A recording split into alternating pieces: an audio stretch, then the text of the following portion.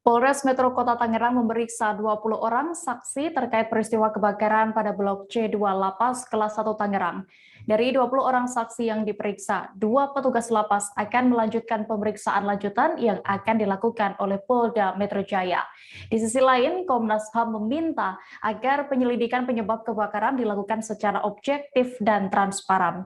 Kabar selengkapnya akan disampaikan rekan jurnalis dari Warta Kota, Gilbert Sam Sandro, yang kini sudah terhubung bersama kami. Halo Gilbert.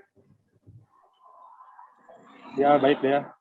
Gilbert, bisa Anda sebutkan, informasikan siapa saja 2 orang petugas lapas yang dipanggil oleh tim dari Polda Metro Jaya untuk melakukan pemeriksaan lanjutan?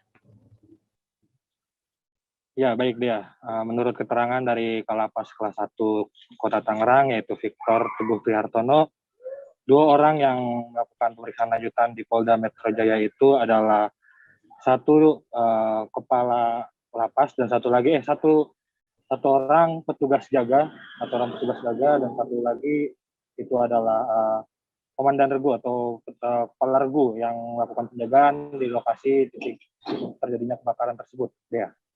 Oke, lalu untuk total keseluruhan berapa orang saksi dari lapas yang dipanggil kepolisian Polres Metro Kota Tangerang, Gilbert? Untuk keseluruhan sebenarnya kemarin Polres Metro Kota Tangerang sudah melakukan pemeriksaan kepada 20 orang saksi terkait peristiwa kebakaran pada Blok C2 di Lapas Kelas 1 Kota Tangerang tersebut. Pemeriksaan itu dilakukan sampai malam hari dan di situ baru diketahui diputuskan ada 2 orang yang akan melakukan pemeriksaan lanjutan di Polda Metro Jaya. Dan untuk pembagiannya dari 20 orang yang menjadi saksi itu dari petugas lapas sendiri ada 13 orang dan 7 orang lainnya adalah warga binaan yang berada di Lapas Kelas 1 Kota Tangerang tersebut ya. Gilbert, berdasarkan liputan Anda tadi, bisa Anda informasikan update penyidikan penyebab terbakarnya Blok C2 Lapas Kelas 1 Tangerang beberapa waktu lalu? Ya, baik ya. Untuk update penyidikan, tadi pagi Ketua Komnas HAM Taufan Damanik juga telah datang ke Lapas Kelas 1 Kota Tangerang. Untuk saat ini update penyidikan masih dilakukan oleh tim dari Puslap 4 Mabes Polri, dan untuk dugaannya saat ini masih seperti sebelumnya yang dikatakan, yaitu akibat korsleting listrik atau arus pendek. Namun dari pihak Komnas HAM meminta kepada Kapolda Metro Jaya untuk menginvestigasi lebih dalam kasus tersebut dan melakukan penyidikan dengan serius agar mengetahui penyebab dari terjadinya kebakaran tersebut. Selain itu, Ketua Komnas HAM Taufan Damanik juga meminta agar penyidikan dilakukan secara objektif dan transparan sehingga masyarakat seluruh Indonesia bisa mengetahui apa sebetulnya yang terjadi di Lapas Kelas 1 Kota Tangerang tersebut. Begitu dia. Update terkini korban akibat dari peristiwa kebakaran di Lapas Kelas 1 Tangerang ini bagaimana? Untuk update terkini itu dia masih untuk korban meninggal dunia ada 3 korban tambahan. Sebelumnya itu ada 41 orang korban yang meninggal dunia. Namun untuk hari ini pagi tadi Rumah Sakit Umum Daerah Kabupaten Tangerang menyatakan ada 3 tambahan korban lainnya, yaitu karena luka bakar yang cukup tinggi atau luka bakar yang cukup berat, mulai presentasi dari 60 hingga 98%. Jadi untuk saat ini korban meninggal dunia ada 44 orang, dan untuk korban luka-luka ringan yang menjalani perawatan di klinik dalam area lapas itu tersisa 5 orang lagi dia. Baik, Tribuners, tadi rekan Gilbert juga sudah berhasil melakukan wawancara bersama dokter jaga ruang ICU RSUD Kabupaten Tangerang, Dr. Satika Budi Andiani, kemudian Ketua Komnas HAM Ahmad Taufan Damanik, dan juga Kepala Lapas Kelas 1 Kota Tangerang Victor Teguh Prihartono. Berikut keterangan lengkapnya untuk Anda. Jadi 3 narapidana yang meninggal hari pagi tadi ya, dari mulai jam 3 pagi, itu yang pertama atas nama Tuan A, yaitu meninggal jam 3 pagi. Memang kondisinya pasiennya memang kondisinya luka bakarnya berat, itu sekitar 98%. Pasien itu mengalami kondisi sudah jatuh ke area yang namanya sepsis, itu infeksi yang berat yang sudah mengganggu organ-organ yang lain. Terus yang kedua kedua adalah atas nama Tuan H, itu meninggal jam 6 pagi. Nah, beliau juga sudah kondisinya itu luka bakarnya cukup berat, itu sekitar 60-80% untuk luka bakarnya. Kemudian yang terakhir tadi ketiga atas nama Tuan Timothy, itu luka bakar beliau adalah 80%. Nah, itu luka bakarnya dari beliau itu pun juga sudah berat. Semua pasiennya sudah kami bantu dengan alat terpasang ventilator ketika pasien itu awalnya masuk. Nah, kemudian dilakukan pemeriksaan laboratorium, pemeriksaan penunjang yang lainnya, ternyata memang mengarah adanya gangguan organ yang lain akibat dari luka bakar itu sendiri. Pasien sudah mengalami gangguan faulty organ seperti gangguan ginjal, gangguan livernya, kayak gitu. Dari ketiganya sempat mendapatkan penindakan operasi? Tindakan apa mas? Operasi? Operasi, oh.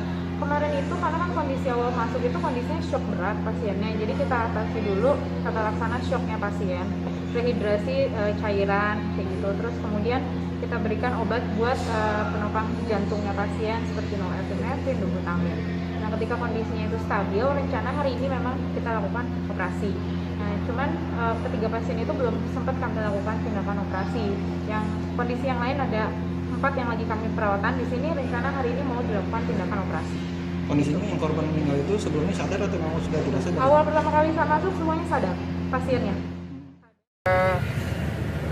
Investigasi yang lebih mendalam, ya tentu kita sudah kontak juga dengan Kapolda untuk benar-benar melakukan satu penyelidikan yang serius, mendalam, ya, untuk mencari penyebab kenapa ini terjadi. Misalnya. Untuk sementara dikatakan bahwa ada korsleting listrik, tapi kepolisian kami minta untuk melakukan satu penyidikan yang lebih mendalam, lebih objektif dan transparan sehingga semua kita masyarakat Indonesia ini tahu apa sebetulnya yang terjadi. Ya, setelah mengetahui permasalahan yang sudah Pak Salah jelaskan, masalah overcapacity, kemudian infrastruktur, apa yang kemudian mungkin Komnas HAM solusinya atau mungkin harapannya gimana? Selama ini sebenarnya kita sudah pernah, tadi saya katakan ada MOU ya, Komnas HAM dengan Dirjen Lapas dan Menteri Hukum dan HAM. Salah satu tujuan dari MOU itu adalah untuk pembenahan sistem lapas di seluruh Indonesia. Ya. Masalah yang paling besar memang soal bagaimana mengatasi overcapacity. Jadi saya katakan soal overcapacity ini dia sistemik, dia paling dia juga berhubungan langsung dengan sistem pemidana.